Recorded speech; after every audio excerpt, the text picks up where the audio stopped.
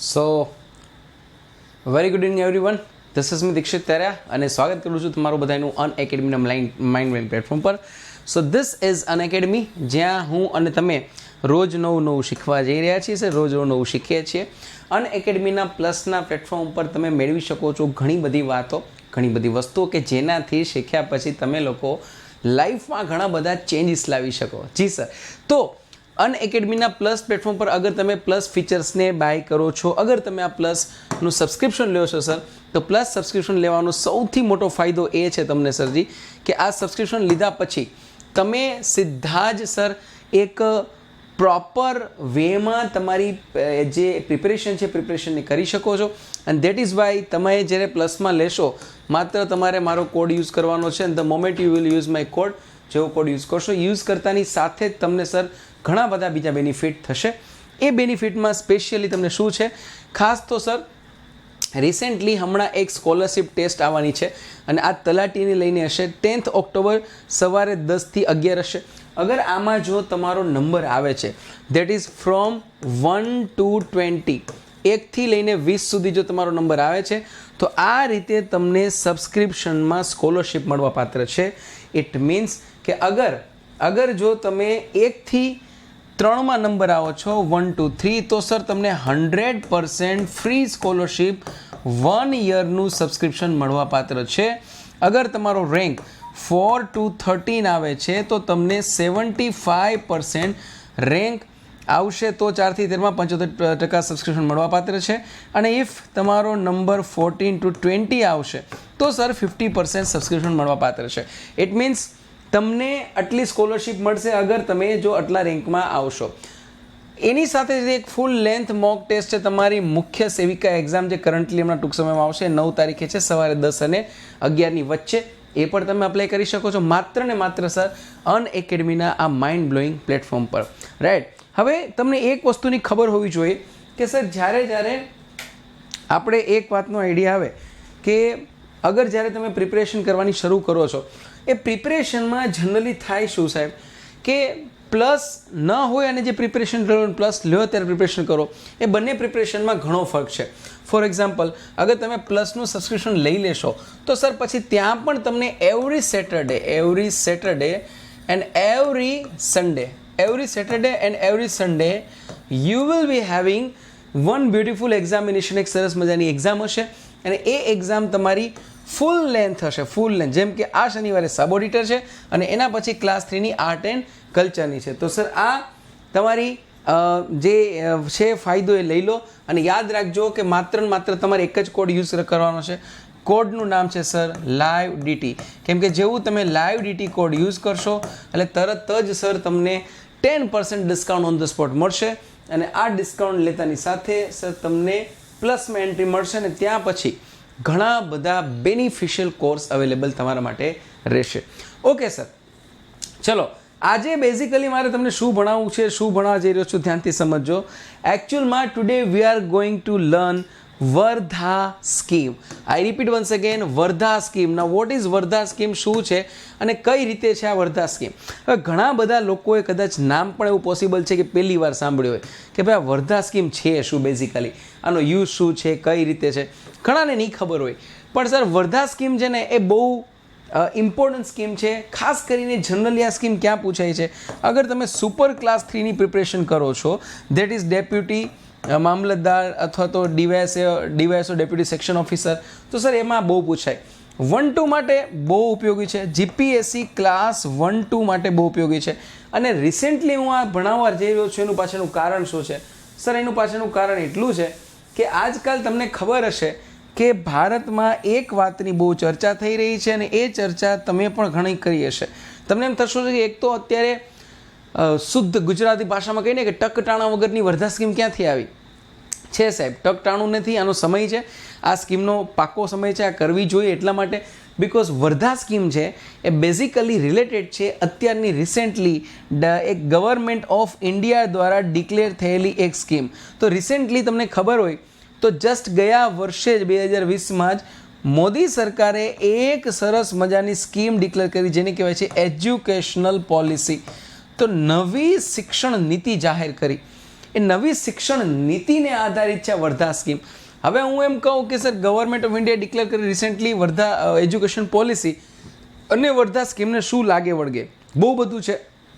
For example અગર તમે ધ્યાનથી જુઓ તો ગવર્મેન્ટ જે રિસેન્ટલી નવી પોલિસી લાવ્યા છે એ પોલિસી અને વર્ધા સ્કીમની જે એ વખતની પોલિસી બે સેમ છે. તો હવે તમને કદાચ ખબર પડી ગઈ હશે કે why am I talking about Wardha scheme, because Wardha scheme basically scheme for education માટે હતી. અને સમય જો સર કયા સમયમાં આવી હતી સર 1937. એનો મતલબ એમ કે સર 1937માં સ્કીમ આવી હતી. અને 37માં સ્કીમ, હવે 37માં તો આપણે આઝાદ બી નહોતા થયા, બિકોઝ હજુ ત્યારે તો આપણું ઇન્ડિયન નેશનલ કોંગ્રેસ મજબૂત હતું પણ આઝાદી નથી. અને 1937ના 2 વર્ષ પહેલાં એક્ઝેક્ટલી 1935નો આપણે કાયદો મળ્યો હતો, the government of India act. અને એક્ઝેક્ટલી આ જ વર્ષે 1937માં શું થયા હતા સર? ઇલેક્શન થયા હતા આખા ભારતમાં. અને એ ઇલેક્શન અંતર્ગત કોંગ્રેસ મુસ્લિમ લીગ બે ઉભરીને બહુ મોટી પોલિટિકલ પાર્ટી બની હતી. એ સમયે સર ઇન્ડિયન નેશનલ કોંગ્રેસે પર્સનલી પોતાના કોંગ્રેસના અધિવેશનમાં આવા ડિસાઇડ કરી કે ભાઈ આપણે હવે એક તો વસ્તુ પાકી છે કે ડે બાય ડે ગ્રેજ્યુઅલી આપણે કોની નજીક જઈ રહ્યા છીએ? ફ્રીડમ. આ ફોર શ્યોર છે. અને ફ્રીડમની નજીક જઈ રહ્યા હોય ત્યારે સ્વાભાવિક છે કે આપણે હવે નેક્સ્ટ આગળના સમયમાં ભારતની ઇકોનોમી ઉપર ડિસ્કશન કરવી જોઈએ કે sir what is Indian economy. અને ઇન્ડિયન ઇકોનોમીની સાથે સાથે આપણે એ પણ ડિસ્કસ કરવું જોઈએ કે sir what will be the education of youth for youth of India for India. આ બધું કેવું હશે સર એ પણ ડિસ્કશન કરવી જોઈએ. સો વર્ધા સ્કીમ બેઝિકલી ડિપેન્ડ્સ કે ભાઈ આફ્ટર ફ્રીડમ ઇકોનોમીને મજબૂત કરવી હોય તો સર એજ્યુકેશન મજબૂત કરવું પડે. અને એજ્યુકેશન મજબૂત કરવું હોય તો એજ્યુકેશનમાં ડિસાઇડ કરવું પડે કે કેવું એજ્યુકેશન આપીશું. So are we going to take modern education? આપણે મોડર્ન એજ્યુકેશન લેવા જઈ રહ્યા છીએ. કયું મોડર્ન એજ્યુકેશન? જે એજ્યુકેશન આપણે આપ્યું હતું ઈસ્ટ ઇન્ડિયા કંપની દ્વારા, લોર્ડ મેકોલે દ્વારા. અને એ એજ્યુકેશન પોલિસી ઉપર આપણે બધા ભણ્યા હતા. અને આજની તારીખે આપણી એજ્યુકેશન પોલિસીમાં એની અસર દેખાય છે કે જ્યાં ભારતનું યુથ, ફર્સ્ટ ઓફ ઓલ ભારતનું યુથ શું છે? ભણે છે. પણ સર એ ભણીને કોઈ એટલો મહાન ડેરિંગ વાળો થોટ પ્રોસેસ છે ને બહુ રેરેસ્ટ જોવા મળે છે. રીઝન શું છે સર? હજુ પણ આપણા ક્યાંક ને ક્યાંક થોટ પ્રોસેસમાં આ ઈસ્ટ ઇન્ડિયા કંપની દ્વારા આપેલી આ મેકોલેવાળી એ એજ્યુકેશન પોલિસી છે. દેટ ઇઝ વાય આપણે સર એવા ઘણીવાર વિચાર આવે કે સર ક્યાંક એવું તો નથી ને કે આપણે ભૂલ કરતા હોય. નાવ સી આની જે આખી આ વર્ધા સ્કીમ છે, વર્ધા સ્કીમનો પર્પઝ શું હતો, શું કામ વર્ધા સ્કીમ આવી, એ આપણે ડિસ્કશન કરીએ. હવે એક ધ્યાનથી સાંભળો, આ આખો ખેલ શરૂ ક્યાં થયો સર? આખો ખેલ શરૂ થયો તો એક 1937ના બાપુના એક આર્ટિકલથી. બાપુ બોલે તો કોણ સર? મહાત્મા ગાંધી. તો મહાત્મા ગાંધીએ એક આર્ટિકલ લખ્યો and that article was in Harijan. હરિજનમાં આર્ટિકલ આવ્યો હતો. હવે શું હતું હરિજનમાં આર્ટિકલ? હરિજન તમને બધાને ખબર છે. બેઝિકલી અગર હું તમને પૂછું કે હરિજન શું છે તો હરિજન તમે સમજી જશો કે હરિજન એક સામયિક હતું, રાઈટ? એક સામયિક. અને એ સામયિક કોણ બહાર પાડતું હતું? બાપુ. પણ બાપુએ આના ફાઉન્ડર હરિજનના બાપુ નહોતા. હવે અગર આ પ્રશ્ન હું તમને પૂછું તો આઈ વિશ કે તમે કમેન્ટ બોક્સમાં લખશો ત્યારે જોતા હશો ત્યારે કે શું સર હરિજનના ફાઉન્ડર બાપુ હતા? અગર હા તો ક્યારે બાપુએ આની સ્થાપના કરી હતી? અને અગર ના તો સર કોણ હતા એના ફાઉન્ડર? જે હોય એનો જવાબ એ સર તમે આઈ વિશ કે તમે મને અત્યારે લખશો અને કમેન્ટ બોક્સમાં તમે આનો જવાબ આપજો મને. તો હરિજન નામનું સામયિક હતું. એ સામયિકમાં બાપુએ 31મી જુલાઈ 1937માં એક આર્ટિકલ લખ્યો. અને એ આર્ટિકલના લીધે જ સર 22-23 ઓક્ટોબર 1937ના રોજ શિક્ષણ અર્થે થઈને એક કોન્ફરન્સ ભરાય, જે કોન્ફરન્સનું નામ હતું all India national educational conference. આઈ રિપીટ વન્સ અગેન, ધ્યાનથી સાંભળજો. બાપુએ હરિજનમાં એક આર્ટિકલ લખે છે. આર્ટિકલ કોનો હતો sir? Article was basically based on, કોના ઉપર આધારિત રાખતો હતો સર? એ આધારિત રાખતો હતો લિટરલી એજ્યુકેશન પોલિસી ઉપર, કે ભાઈ ભારતની શિક્ષણ નીતિ ઇન ફ્યુચર કેવી હોવી જોઈએ. અને એ શિક્ષણ નીતિને કારણે રિસેન્ટલી પીપલ વોન્ટ્સ કે હવે જ્યારે દેશ આઝાદ થઈ રહ્યો છે તો સ્વાભાવિક છે કે આપણું અર્થતંત્ર, આપણી સરકાર ઘણો બધા ચેન્જીસ હશે, ઘણું બધું આપણું હશે. બટ સર એ આપણામાં આપણે તો શું જોવાનું છે કે સર કઈ રીતે ઓછા સમયમાં દેશ ફરી પાછો ઊભો થાય, દેશ ફરી પાછો આર્થિક મજબૂત થાય. ને આર્થિક મજબૂતી તો જાય જો શૈક્ષણિક રીતે મજબૂત હોય. તો એ શિક્ષણ નીતિ સારી બનાવવા માટે બાપુએ એક વિચાર કર્યો અને એ વિચાર બાપુએ હરિજન નામના સામયિકમાં આર્ટિકલમાં લખ્યો. એ આર્ટિકલ હતો 31 જુલાઈ 1937. થોડાક જ 2 જ મહિના બાદ, બરાબર, 2 જ મહિના બાદ તરત જ ઓક્ટોબરમાં 22 અને 23 એટલે બાપુનો જન્મદિવસનો જે દિવસ હતો એ જ દિવસે 1937માં બાપુએ રિસેન્ટલી આ કામ કર્યું અને સર એક સમિતિ બનાવી. સમિતિનું નામ શું હતું sir? All India national educational conference. બાપુ સ્વાભાવિક છે કે આના બન્યા પ્રમુખ. બાપુ પ્રમુખ બન્યા. હવે ભારતમાં ભવિષ્યની શિક્ષણ નીતિ કેવી હોય એની ચર્ચા કરવા માટે આપણે આ બનાવી હતી. પણ સાહેબ, ભારતના ભવિષ્યની શિક્ષણ નીતિની ચર્ચા 1937માં કોંગ્રેસ કરે એ સમજી શકાય, પણ એ કોંગ્રેસના સપોર્ટમાં મુસ્લિમ લીગ હોય એ થોડુંક અધકચરું લાગે. તો એઝ યુઝ્યુઅલ જે આપણે એઝ એક્સપેક્ટેડ જેવી અપેક્ષા હતી, મુસ્લિમ લીગનો આ વાતનો શું થયો? સખત વિરોધ. હવે સમજો સર, આમ તો જનરલી સ્વભાવ જ મોહમ્મદ અલી જીનાનો અને મુસ્લિમ લીગનો એવો હતો વિરોધ કરવાનો, પણ સર અહીંયા કંઈક તો એવું હશે કે જેના લીધે લોકોએ વિરોધ કર્યો. તો સર એ વિરોધ હતો શું? એવું શું હતું જેના લીધે વિરોધ થયો? તો એ વિરોધનું એક પ્રોપર કારણ હતું અને કારણના લઈને વિરોધ થયો. હવે એ વિરોધ અગર ધ્યાનથી સમજીએ તો આપણે મજા આવશે. સર, વિરોધ એવો હતો કે બાપુની ભલામણો એવી હતી કે ભલામણોને લીધે કોઈ પણ લોકો વિરોધ કરે, સ્પેશિયલી ખાસ લઈને એવા લોકો જે લોકો એવી અપેક્ષા રાખતા હતા કે આઝાદ ભારતમાં અમને વધુ આ મળે. હવે ઓનેસ્ટલી કહું તો 1947માં જ્યારે આઝાદી આપણે મળી એ પહેલાંના જે શરૂઆતના દશક વર્ષ હતા, ધેટ ઇઝ 1937 ટુ 1947. અગર દિનકર જોશીની તમે બુક વાંચો અડધી રાતની આઝાદીએ, અગર તમે એના સિવાયના કોઈ પણ જે મોટા મોટા વિદ્વાનો છે, લેખકો છે, જેને આઝાદી અને અંગ્રેજોની એ સમયની વાતો પર ઘણા બધા પુસ્તકો લખ્યા છે, અગર ધ્યાનથી વાંચો ને તો સર એક વાત બધામાં કોમન મળે. ભારતનો એક પણ સામાન્ય પ્રજા, ચાહે હિન્દુ હોય કે મુસ્લિમ હોય, સર કોઈને એવું કલ્પનાય નથી કે સર અમારા હિન્દુ માટે આ બને કે મુસ્લિમ માટે આ બને. So it was never ever. ત્યારે પણ નહીં ને આજે પણ નહીં. આજે પણ સામાન્ય પ્રજા જે છે, તમારા જેવા local public, sir they don't want કે સર આ હિન્દુ માટે બને ને આ મુસ્લિમ માટે, બિકોઝ એટલા વ્યસ્ત છે પોતાની રોજિંદી લાઈફમાં, એને ખબર જ નથી હિન્દુ મુસ્લિમનું શું વાળા છે, શું જાતિ છે.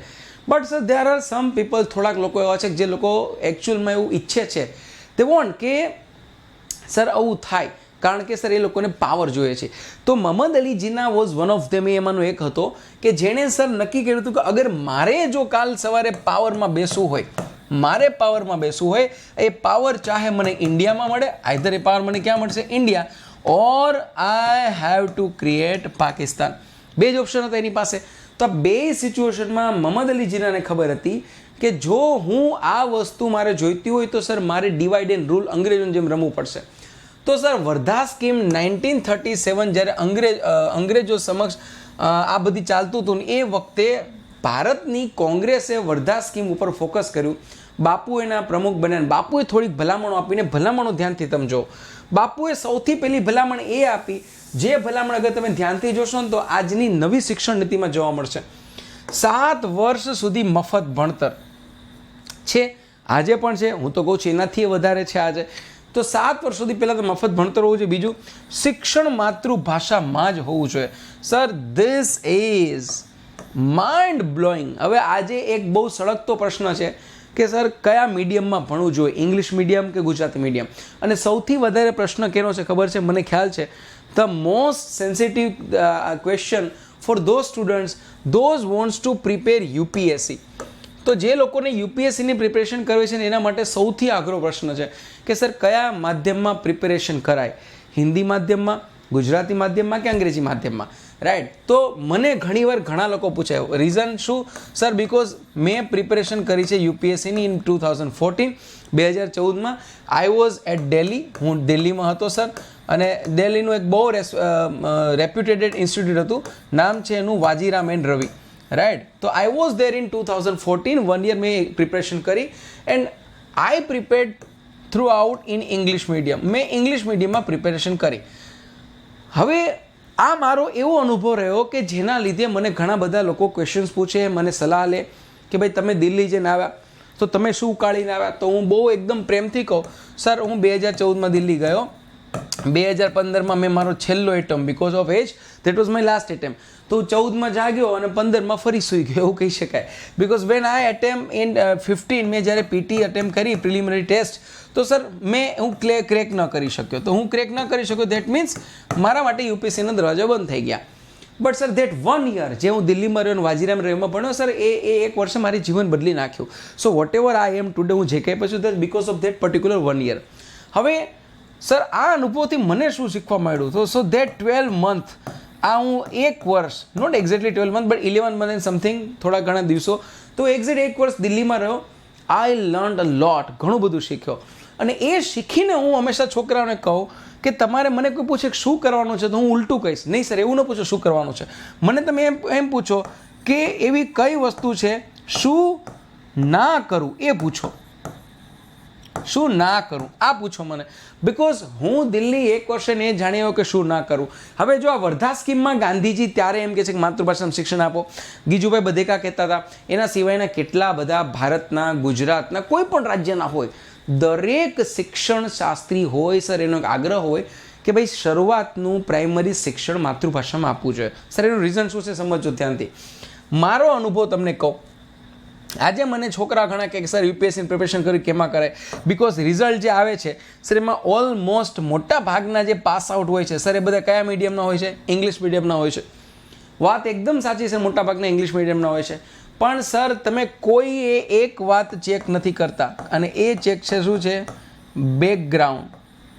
ના વોટ ઇઝ બેકગ્રાઉન્ડ? બેકગ્રાઉન્ડ શું છે? બેકગ્રાઉન્ડ મીન્સ સર તમારું સ્કૂલિંગ કેમાં થયું છે, રાઈટ? આ બહુ જરૂરી છે આ વસ્તુ. તમારું સ્કૂલિંગ કેમાં થયું છે સર, ઇટ્સ મેટર અ લોટ.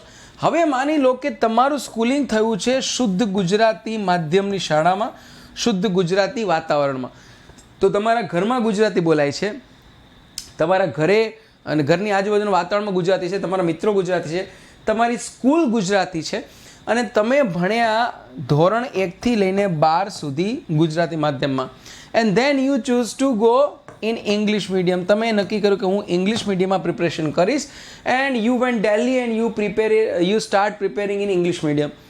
તો સર ઇનિશિયલ લેવલમાં જ, શરૂઆતમાં જ સર તમને ધરખમ સંઘર્ષ ફીલ થશે, ધરખમ એટલો સંઘર્ષ થશે સર, અને એવા ફસાઈ જશો તમે કે સર તમે પાછા નહીં આવી શકો ને ટકી નહીં રહી શકો. So what I felt on those days, મેં એ દિવસોમાં શું ફીલ કર્યું સર એ તમને કહું. સો ઇનિશિયલ લેવલમાં સર આઈ ફેલ્ટ કે જ્યારે હું દિલ્હી ગયો તો સર શરૂઆતના 3 મહિના, તો 3 મહિના હું એટલો સંઘર્ષ ફીલ કરતો હતો, બિકોઝ ઇંગ્લિશ સમજાય નહીં, ગુજરાતીમાં કંઈ મળે નહીં, અને હિન્દીમાં મન માને નહીં. આ મારી સ્થિતિ હતી, અને 3 મહિના મને ઇંગ્લિશ લેંગ્વેજ સાથે ફેમિલિયર થતા થયા. સો after 3 months I was literally familiar and I was enough able to understand each and every words of my faculties, those who are over there in Vajiram and Ravi. So એટલું હું capable થઈ ગયો. But sir that was not enough for me. અગર મારે યુપીએસસીની examination crack કરવી છે, સો હું ત્યાં ઇંગ્લિશ સમજવા કે નહોતો ગયો, હું તો મારે જે વસ્તુ કન્ટેન્ટ ડિલિવરી થાય છે સર એ મને કોન્સેપ્ટ ક્લિયર થવા જોઈએ. અને કોઈ પણ શિક્ષણ માટે ઇમ્પોર્ટન્સ છે એ કોન્ટેન્ટ કે ક્વોલિટી કરતાં બી પહેલું છે માધ્યમ. આજે હું બોલી રહ્યો છું ગુજરાતીમાં, તમે મને સાંભળો છો, but if you are not able to understand Gujarati language, તો ચાહે હું ગમે તેટલું તમને ઇમ્પોર્ટન્ટ આપું સર તમારા માટે કામનું જ નથી સર, કોઈ જાતનું કામનું નથી. તો સર અહીંથી સવાલ શું છે? સવાલ એ છે કે પહેલું મહત્ત્વનું કામ શું છે સર? અગર તમે પ્રિપરેશન કરો છો, it's my humble request sir, always prefer Gujarati medium. હવે આ વસ્તુ અવેલેબલ નથી ક્યાં? ઇન યુપીએસસી, બિકોઝ યુપીએસસીમાં તો બેમાં જ પ્રિપરેશન થાય, either you have to prepare in Hindi or English. તો સર તમે શું કરી શકાય? Sir I strongly recommend, if possible, અગર તમારું ઇંગ્લિશ સાથે કોઈ ઘરોબો નાતો નથી, તો sir go for Hindi medium in initial base. Hindi મીડિયમનું કરશો સર, તો હિન્દીમાંથી ગુજરાતી ટ્રાન્સલેટ કરવું ઇઝી રહેશે. એનું રીઝન છે સર, રીઝન શું છે?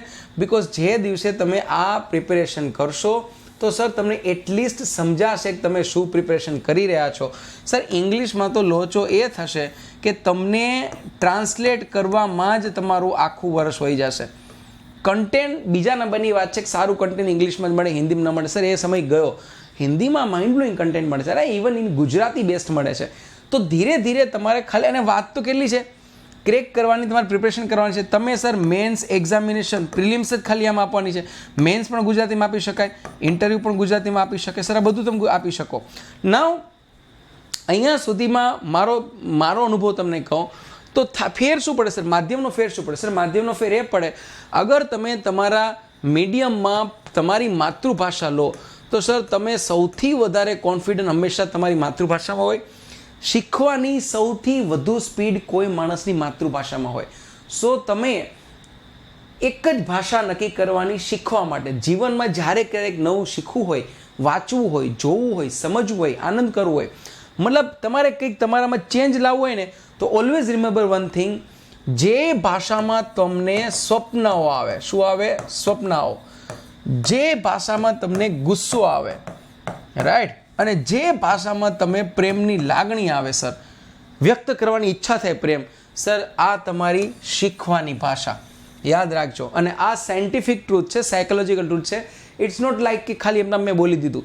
સર જે ભાષામાં સ્વપ્ન આવે, જે ભાષામાં ગુસ્સો આવે, જે ભાષામાં પ્રેમ વ્યક્ત કરવાની ઈચ્છા થાય, સર એ તમારી શીખવાની ભાષા. હવે આ ભાષા તમારી કઈ છે એ તમારાથી વિશેષ કોઈ ન જાણી શકે. ખબર પડી જ જાય. તમને ચાલ્યા જતા હોય અને ઠેસ લાગે, અને ઠેસ લાગતાની સાથે મોઢામાંથી જે શબ્દ નીકળી જાય ને, એ તમારી ભાષા. તમે ચાલે જતા ને પાછળથી કોઈક જોરથી ટાપલી મારે, જોરથી, અને જે ભાષામાં ગુસ્સો આવે ને, એ તમારી શીખવાની ભાષા. અને કોઈ ઓપોઝિટ સેક્સને જોઈને, ચાહે ગર્લ છો બોય, બોય છો ગર્લને જોઈને જે અંદરની લાગણી જન્મે, જે અંદર વિચારો શરૂ થઈ જાય, એ તમારી શીખવાની ભાષા. માઇન્ડ વેલ યાદ રાખજો, ત્યારે તમે એ જ ભાષામાં વિચારશો, મનમાં બોલશો જે તમારી માતૃભાષા છે. અને એ ભાષામાં જો શીખવાની કોશિશ કરી, sir believe me, you will rock. તમે ભૂકા કાઢી નાખશો સર, ભૂકા. યાદ રાખજો. તો સર હવે થાય છે શું સર, કે અહીંયા બાપુ છે એ થોડીક ભલામણો આપે છે. તો બાપુ સૌથી પહેલી ભલામણ શું આપે છે સર? માતૃભાષામાં એજ્યુકેશન હોવું છે. બીજું હવે જે સૌથી ઇમ્પોર્ટન્ટ છે, જે ખરેખર આપણી વૈદિક કલ્ચર પ્રમાણે છે, દેટ સ્કિલ ઓરિએન્ટેડ એજ્યુકેશન. તુરંત વળતર મળે સર, આ બહુ મહત્વનું છે સર. અર્લિયર આપણી જે વૈદિક સંસ્કૃતિ, એમાં શું હતું કે માની લો તમે ગુરુકુળમાં ભણવા ગયા, તો સર ગુરુકુળમાં ભણવા જાઓ એટલે ત્યારે સર એવું ન હોય કે સર આપણી જેમ આજની જેમ કે આર્ટ્સમાં ઘૂસો તો આર્ટ્સ નીકળે ત્યાં સુધી આર્ટ્સ, કોમર્સમાં ઘૂસો તો કોમર્સ નીકળે ત્યાં સુધી કોમર્સ, સાયન્સમાં ઘૂસો તો સાયન્સ સિવાય વાત નહીં સર. જો નવી શિક્ષણ નીતિમાં હવે કહે છે કે કોઈ પણ વિદ્યાર્થી ગણિત અને સંસ્કૃત સાથે ભણી શકશે, અંગ્રેજી અને વિજ્ઞાન સાથે ભણી શકશે, સંસ્કૃત અને વિજ્ઞાન સાથે ભણી શકશે, તો એ કંઈક નવું લાગે છે. આઈ હોપ કે જલ્દી એ બધું થાય. તો જરૂરી એ છે કે તમને એક જ જન્મમાં એક જ શિક્ષણ નીતિમાં તમે જે ભણો છો, ડઝન્ટ મીન કે જે ભણો છો એનું જ આવડે. અગર તમે ડૉક્ટરની મેડિકલ ભણો છો તો પણ સર તમને કવિતાઓ લખતા આવડવી જરૂરી છે, લખાય. અગર તમે એન્જિનિયર છો તો દેટ ડઝન્ટ મીન કે એન્જિનિયર છે એટલે મને બીજું ના આવડે, સર બીજું આવડવું જોઈએ તમને. અને તમે આર્ટ્સ ભણો છો તો એનો મતલબ એવું બિલકુલ નથી કે સર તમને થોડા ઘણા બી સાયન્સની મગજમાં ન બેસે, કોમર્સનું કંઈ ના આવડે, તમને સામાન્ય એકાઉન્ટ સર એ બી આવડવું છે. તો આનાથી શું થાય કે સર તમે શું થશો? સ્કિલ ઓરિએન્ટેડ એજ્યુકેશન થશે. તમે ભણીને બહાર નીકળો અને સીધું જ તમારે આર્થિક ઉપાર્જન માટેની જરૂર હોય, આર્થિક ઉપાર્જન, તો સર એના માટે તમને સ્કિલ ઓરિએન્ટેડ એજ્યુકેશન હોવું જરૂરી છે. અગર એ હશે સર તો ચાન્સીસ છે કે સર ઇમિજિએટલી તમને એ વસ્તુ મળે. So that is my dear friend. આ જો થઈ ગયું તો સર શિક્ષકોને પણ ત્યાંથી વળતર મળશે, મતલબ ટીચર્સને પણ ફાયદો થશે. કેમ, શું કામ, એ પણ સમજાવું. અગર સ્કિલ ઓરિએન્ટેડ એજ્યુકેશન હોય તો ટીચરની વેલ્યુ ડિમાન્ડ વધશે. કેમ કે જે ટીચર જેટલી સ્કિલ શીખવાડી શકશે એ ટીચરની એટલી વેલ્યુઝ થશે. તો એવા ટીચર્સ મળશે. અને અગર ટીચરને પૂરતું વળતર મળશે તો સર ટીચર ક્યારેય સાઈડમાં કોઈ બિઝનેસ કરવાનું, ધંધો કરવાનું કે બીજું કંઈ કરવાનું વિચારશે નહીં. બિકોઝ જ્યાં સુધી કોઈ માણસની બેઝિક નીડ ફૂલફિલ ન થાય ત્યાં સુધી કોઈ માણસનું ધ્યાન એક જગ્યાએ ફોકસ રહે નહીં.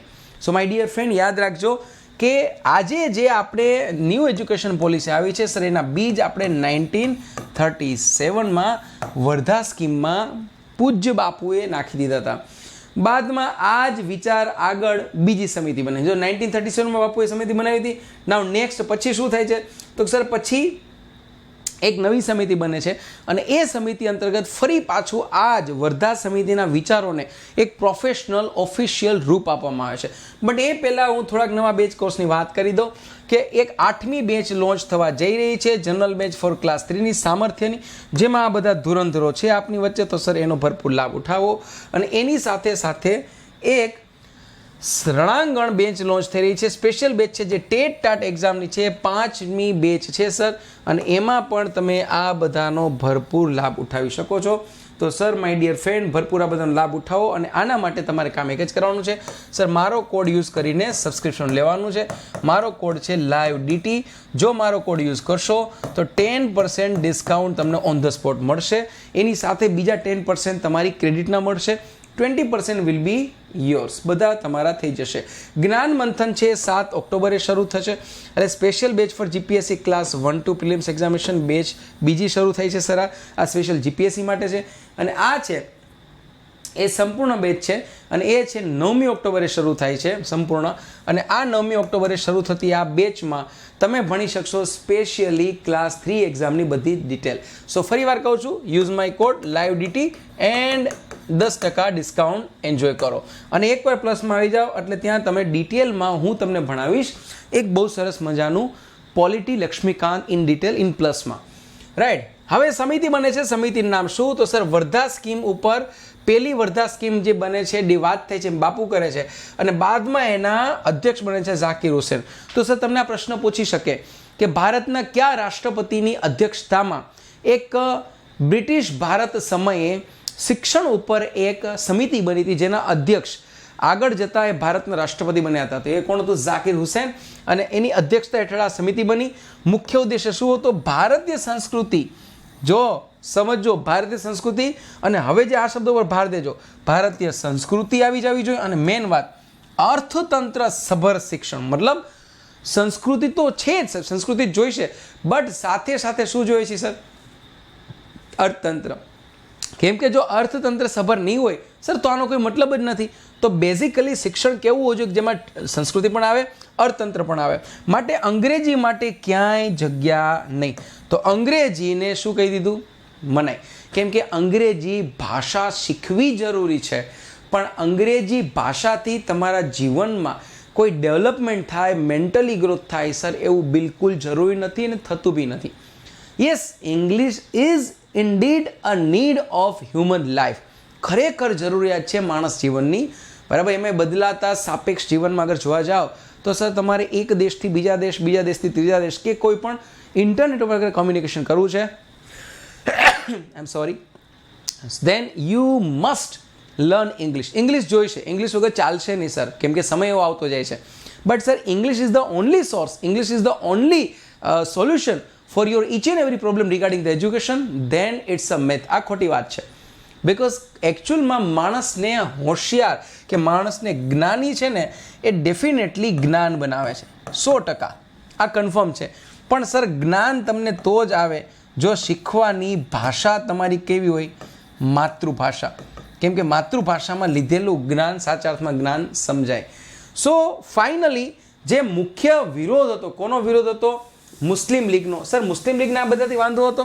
ના સાહેબ, મુસ્લિમ લીગને આ બધાથી વાંધો નહોતો, પણ મુસ્લિમ લીગને એક વાતથી વાંધો હતો, ને એ વાત હતી આ કે સર ધાર્મિક શિક્ષણની શિક્ષણ નીતિમાં શું નપેડી? સ્પષ્ટ મનાય કે કંઈ પણ થઈ જાય, કોઈ પણ પ્રકારનું રિલિજિયસ એજ્યુકેશન હશે નહીં. એનો મતલબ એમ કે તમે ચાહે હિન્દુ છો, તમે ચાહે મુસ્લિમ છો, sir never ever try to learn or teach anybody religious education. That means મુસ્લિમોની ઈચ્છા ઉપર પાણી ફરી વળ્યું. બિકોઝ વોટ મુસ્લિમ વોન્ટ્સ કે અમે ધાર્મિક શિક્ષણ આપવા માગીએ છીએ, અમે આ કરીએ છીએ, ફલાણું તે. કોંગ્રેસે કીધું કે ના હિન્દુ, ના મુસ્લિમ, ના શીખ, ના ઈસે કોઈ ધર્મ. કેમ કે ધર્મને આપણે પ્રોત્સાહન નથી આપવું. ધર્મ જરૂરી નથી, રાષ્ટ્ર જરૂરી છે. હા હા હા, કેવી વાત છે, જોવો તો ખરી. The major thing is nation, because nation first, character must. Nation હોવું જોઈએ સર. સો નેશન નથી ત્યાં સુધી કંઈ જ નથી. સો દેટ ઇઝ વાય ધાર્મિક શિક્ષણની સ્પષ્ટ મનાઈ કરી. અને સર આ વાતનું દુઃખ કોને લાગી ગયું? સ્વાભાવિક છે, મુસ્લિમ લીગને. સો કોંગ્રેસથી બધા નાખુશ થયા, ઘણા બધા. મુસ્લિમ લીગ તો બટો બેસ છે, મુસ્લિમ લીગ તો નાખુશ હતું. મુસ્લિમ લીગે તો આ તકની લાભ ઉઠાવી, પણ સૌથી વધારે નાખુશ કોણ હતા? ઘણા બીજા વર્ગો હતા. દાખલા તરીકે સમજાવું તમને, દલિત નાખુશ હતા, ખેડૂત નાખુશ હતા, મજૂર વર્ગ નાખુશ હતા. હવે સવાલ એ છે કે આ બધા નાખુશ કેમ હતા? જો ભાઈ, વર્ધા સ્કીમ આવી હતી 1937માં, અને વર્ધા સ્કીમ આવી એ જ વખતે એજ્યુકેશન તમે ડિક્લેર કર્યું, પણ સર આ બધાને એક અપેક્ષા હતી. કોને? દલિતોને, ખેડૂતોને, મજૂર વર્ગને, કે ઇન્ડિયન નેશનલ કોંગ્રેસ જ્યારે નવી સત્તા બનશે ત્યારે એ અમારા માટે શું આપશે? ખાસ, સમથિંગ સ્પેશિયલ, કંઈક એવું આપશે કે જેના કારણે અમને આઝાદ ભારતમાં સર્વાઈવ કરવું, સ્ટેબલ થવું વધારે ફાયદો થશે. અને કોંગ્રેસે કોઈ એવી ખાસ જાહેરાત કરી નહીં. પરિણામે આ બધા નાખુશ હતા. મુસ્લિમ લીગ ખુશ ના હતી, સ્વાભાવિક છે. અંગ્રેજો તો નાખુશ હતા જ, અને મુસ્લિમ લીગે આનો પૂરેપૂરો ફાયદો ઉઠાવ્યો. અને ફાયદો ઉઠાવીને એને શું કર્યું? સર, મુસ્લિમ લીગે એ કામ કર્યું જે ખરેખર એ વખતે મુસ્લિમ લીગને જરૂર હતી અને કોંગ્રેસ માટે મુસીબતો વધારી દીધી. સો બેઝિકલી થાય છે શું કે મુસ્લિમ લીગ આ વાતનો લાભ ઉઠાવી વર્ધા સ્કીમનો વિરોધ કરે છે. સાથે સાથે સર આ સમયમાં 1939ની શરૂઆત થાય છે, અને 1939ની શરૂઆતમાં સેકન્ડ વર્લ્ડ વોર શરૂ થાય છે, વર્લ્ડ વોર 2. અને એ સમયમાં અંગ્રેજ પણ બિઝી હોય છે. So basically Mohammad Ali Jinnah and Muslim League છે એ કોંગ્રેસથી નાખુશ થાય છે. સો આખા લેક્ચરમાં વોટ વોઝ ધ લર્નિંગ એ કે અગર તમને પૂછે કે સર એવી કઈ સ્કીમ હતી કે જે સ્કીમ સૌથી પહેલા ભારતમાં કોંગ્રેસ દ્વારા આપવામાં આવી હતી, that was Wardha scheme 1937, which was based on, કેના ઉપર આધારિત હતી અને કેના માટે હતી? Sir, based on education, and it was for education. કોણ આના અધ્યક્ષ હતા? બોલે તો બાપુ. આગળ જતા નવી સમિતિ બની, સમિતિના અધ્યક્ષ કોણ બન્યા? બોલે તો ભારતના ભૂતપૂર્વ મહામહિમ ઝાકીર હુસેન. અને શું આ સ્કીમમાં શું ભાર આપ્યો હતો? સર, સિમ્પલ છે. આ સ્કીમમાં સૌથી મોટો ભાર આપ્યો હતો એ આ હતો કે સાહેબ કંઈ પણ થઈ જાય, શિક્ષણ હંમેશા કેમાં આપવાનું? માતૃભાષા. So that was the main thing in that particular lecture. So thank you so much. આ લેક્ચર આટલું સમજવા માટે મને એમ થયું વર્ધા સ્કીમ તમારી સમક્ષ રજૂ કરું. These are the new, આ નવી પ્રાઇસ છે અને આ મારો કોડ છે સર, લાઈવ ડીટી કોડ તમે યુઝ કરી અને 10% ઓફ તમે ઇમિડિયેટલી બધામાં મેળવી શકો છો. So thank you so much, love you all, and it was really nice session with you guys. Thank you. મારો કોડ યાદ રાખજો, મારો કોડ છે લાઈવ ડીટી એ મારો કોડ છે. આ કોડ નાખતાની સાથે તમે ડાયરેક્ટ 10% ડિસ્કાઉન્ટ મળવાપાત્ર છે, વત્તા 10% ડિસ્કાઉન્ટ તમને મળશે તમારી ક્રેડિટનું. ટોટલ 20% ડિસ્કાઉન્ટ મળવાપાત્ર છે. તો thank you so much sir. મજા કરો, આનંદ કરો.